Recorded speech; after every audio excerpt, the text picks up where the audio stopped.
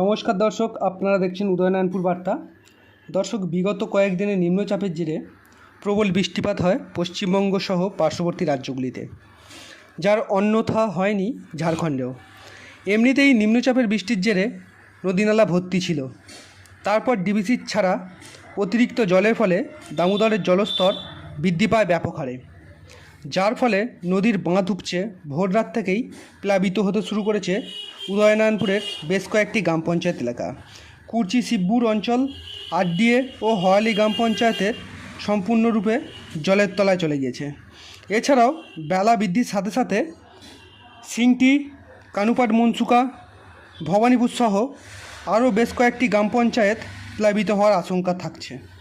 বন্যা প্লাবিত এলাকায় যাতে পর্যাপ্ত ত্রাণ পাঠানো যায়, তার জন্য প্রশাসনের তরফ থেকে উচ্চস্তরে এক বৈঠকও সেরেছেন আধিকারিকরা। আমাদের যদি এই প্রতিবেদন ভালো লাগে এবং এই ধরনের আরও নিত্য নতুন ভিডিও দেখতে চান, তাহলে আমাদের এই চ্যানেলটি সাবস্ক্রাইব করে এবং শেয়ার করে আমাদের পাশে থাকবেন। জল